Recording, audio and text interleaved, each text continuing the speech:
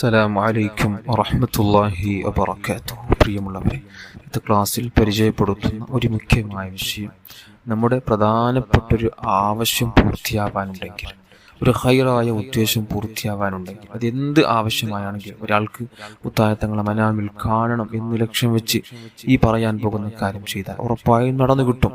ഇനി ഒരാൾക്ക് ഒരു ആവശ്യം നിറവേറാൻ വേണ്ടി, പൂർത്തിയായി കിട്ടാൻ വേണ്ടി വീട്ടിൽ നിന്ന് ഇറങ്ങുന്ന സമയത്തും ഈ കാര്യം ചെയ്യാം എങ്കിൽ ഉറപ്പായും ഫലം കിട്ടും. ഇത് മഹാന്മാർ നമുക്ക് പഠിപ്പിച്ചതാണ്.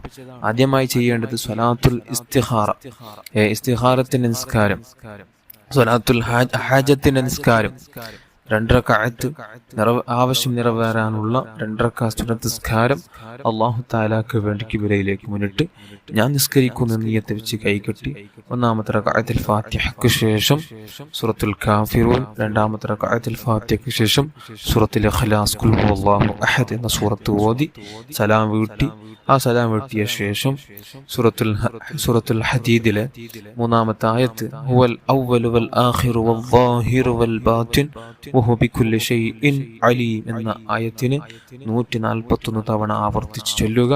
141 തവണ ആവർത്തിച്ച് ചൊല്ലുക. അതിനുശേഷം അല്ലാഹുവിനോട് നിങ്ങൾക്കുള്ള ആവശ്യം തുറന്നു പറയുക. എങ്കിൽ നിങ്ങളുടെ ആവശ്യം അല്ലാഹു തആല പൂർത്തിയാക്കി തരും. അല്ലാഹു അനുഗ്രഹിക്കട്ടെ. അല്ലാഹു തആല സ്വീകരിക്കട്ടെ.